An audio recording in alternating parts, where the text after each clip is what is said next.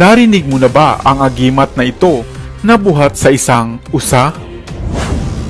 Isang gamit na magbibigay sa iyo ng hindi matatawarang swerte sa lahat ng iyong inaasam-asam sa buhay. Hello, what's up? Your best here. Sa videong ito ay alamin natin ang isang natatanging gamit o agimat buhat sa sungay ng isang usa. At ang pinakamaganda at epektibo nitong kakayahan. Usa. Isang uri ng ligaw na hayop na karaniwang matatagpuan sa mga liblib na kabundukan na hindi masyadong nabibisita ng mga tao.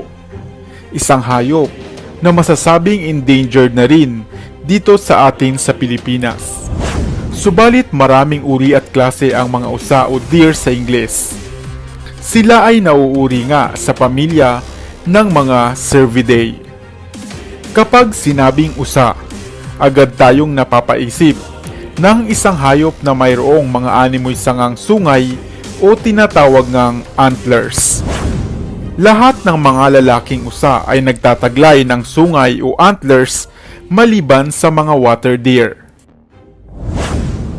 At bawat taon, panibagong sanga ng kanilang sungay ang sumisibol. Ang ibig sabihin, sa pamamagitan ng mga sungay nila ay matatantya mo na ang kanilang edad. Subalit alam mo ba na dito sa atin sa Pilipinas at maging sa bansang Thailand, ang sungay na ito ng usa ay pinaniniwalaang isang mainam na agimat at gamit, lalo na ng mga antingero. Ang pagkakaroon daw di umano ng bahagi o piraso ng sungay ng usa sa inyong tahanan ay isang mainam na panghatak na magdadala daw ng swerte. Gayon din sa pangkabuhayan o sa pagninegosyo. Ano man ang iyong hiling o adhikaing makamit sa tulong ng sungay ng usa ay iyong makakamit. Mainam din itong pangontra sa mga lalang ng mga tao o ibang mga masamang elemento. Pinaniniwalaan din na gamit ang kinaskas na sungay ng usa at inilagay sa isang basong tubig at ipinainom ay mapapawi raw o mawawala ang iniindang sakit sa tiyan.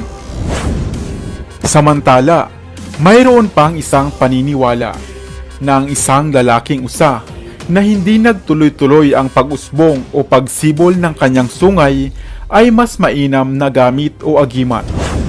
Ito di umano ay nagtataglay ng kabal o kunat na aprobadong agimat rin ng mga sinaunang mandirigma sa bansang Thailand.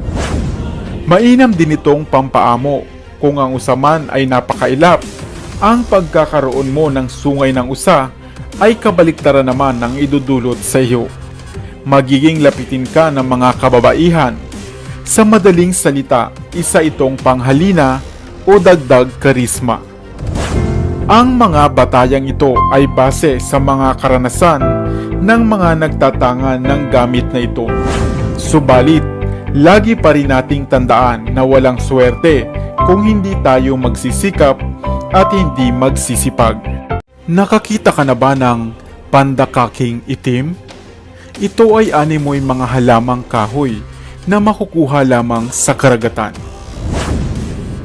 Alam mo ba na ang bagay na ito pala ay nagtataglay ng napakaraming mahiwaga at natatanging bisa? Hello, what's up? Your best here.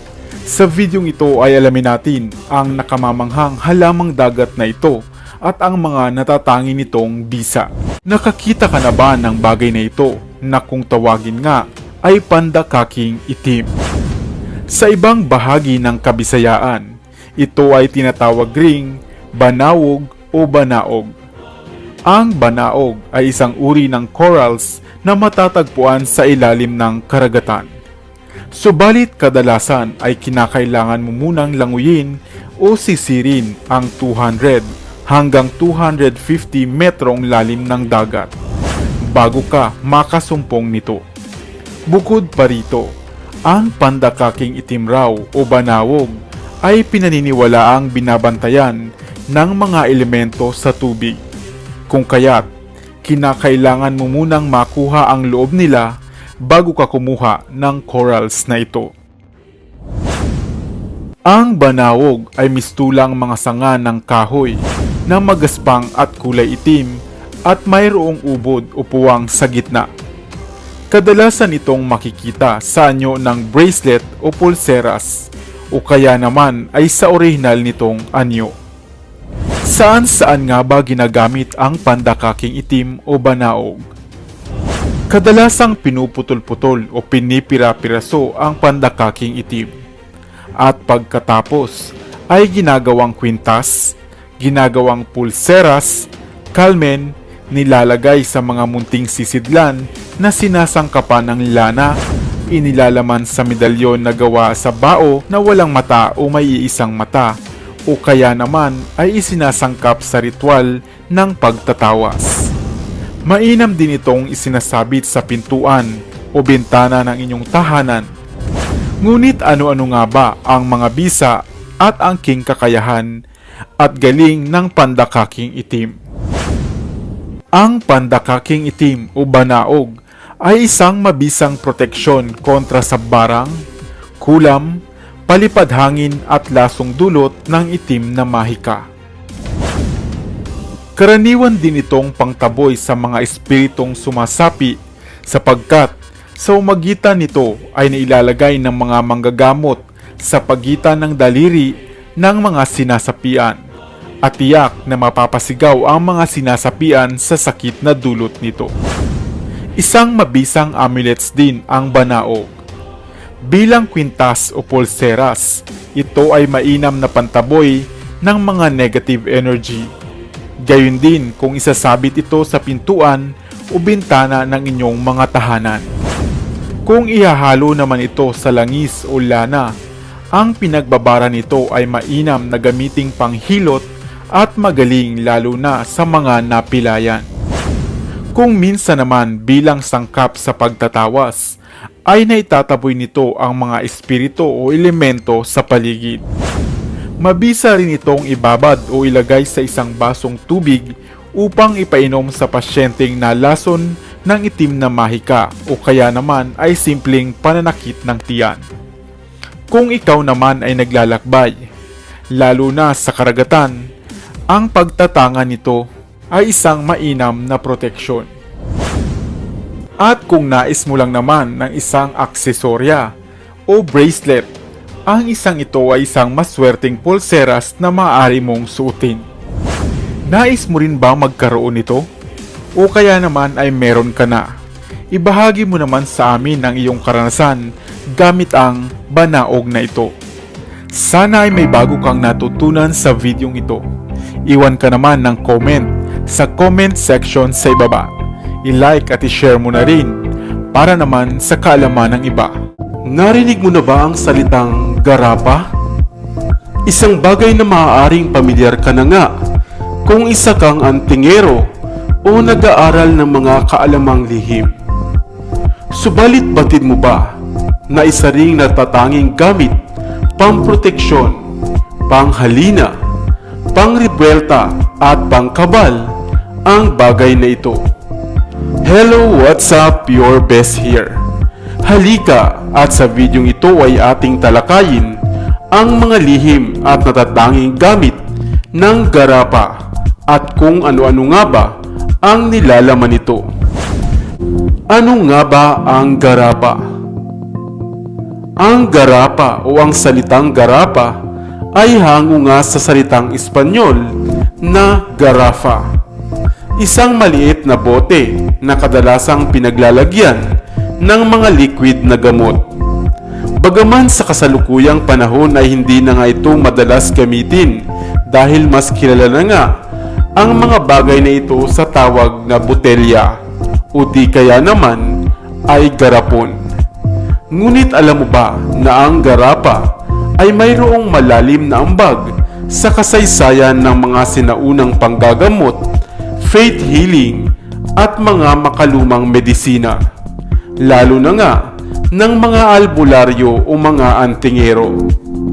Kadalasan nila itong sinisidlan o pinaglalagyan ng iba't ibang mga bagay at gamit na nagtataglay ng mga bisa at mga kapangyarihan.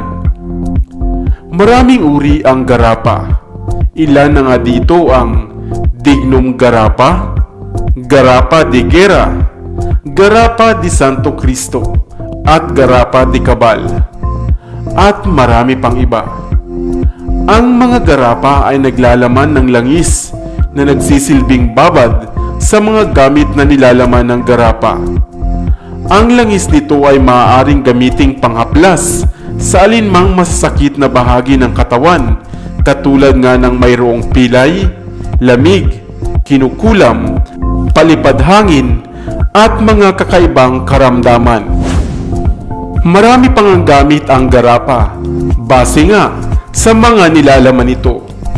Ito ay maaaring gamiting pampaswerte sa negosyo, pangontra sa mga lalang ng tao, pang-akit o panghalina, pangrebuelta, at maaari rin bilang pangkabal o kaya ay tagibulag. Ito ay karaniwang sinisidlan o nilalamnan ng mga espesyal na kahoy, kagaya ng dignum, puting korales, saga-saga, o kaya naman ay mga mutya. Maaari din itong sinasangkapan ng mineral at mga batong buhat sa iba't ibang mga lugar o mga liblib na lugar o kabundukan. Mayroon din itong ilang mga garapa na sinasangkapan naman ng mga bertud at mga mutya o bulaklak ng iilang mga halaman na nagdadala ng swerte, kagaya nga ng bagukbok. Ang ilan naman o pangkaraniwan na nga nating nakikita ay ang mga garapa na naglalaman ng kapirasong papel na mayroong mga nakalimbag na mga orasyon, dasal o mga pangontrang dasal. Pinaniniwalaan na mahusay ang mga garapang ito. May mga ilang pagkakataon na kumukulo ang langis nito o nagliliwanag ang mga nilalaman ng bote o garapa sa oras na nasa oras ng panganib ang nagtatanga nito. Mayroon ding mga garapa na sadyang pinapables pa o kinukuha pa sa mga sagradong bundok katulad ng Mount Banahaw upang ito ay mas maging mabisa at epektibo. Mainam na gamit ang mga garapa, isang munting botelya lamang, subalit maaaring maglaman ng maraming kapangyarihan at bisa. At maging ang mga pangkaraniwang tao ay ligtas na gumamit nito. Mayroon at marami na rin itong binebenta online, subalit mas marapat na bumili kayo o kumuha nito sa mga lehitimong gumagawa ng mga orasyon. Ikaw, nakakita ka na rin ba ng botelyang ito o ng tinatawag na garapa? Isang bagay na nag-uumapaw pala sa bisa at kapangyarihan. Subalit gaya ng lagi kong paalala, ang mga bagay pong ito o mga pampaswerte ay gamitin lamang nating gabay o pang-enhance, bagkos ay sabayan natin ng sipag at tiyaga at huwag kalimutan ang pagtawag sa may kapal. Sana ay may bago kang natutunan sa videong ito. Dito na sa Best TV, tayo ay matuto, utak mapuno ng bagong kaalaman. Dito na sa Best TV, tayo ay lumibot, lihin na mundo ay ating matuklasan. Dito yan sa Best TV, dito yan sa Best TV, dito yan sa Best TV. Sapagkat ang mga laki may alam, dito yan sa Best Tara TV. bes, sabay-sabay tayo na matuto, pagkat dito sa mundo lamang ang siyang marunong. Ating utak salina ng panibagong dunong, mga bagay na sa buhay ay makakatulong.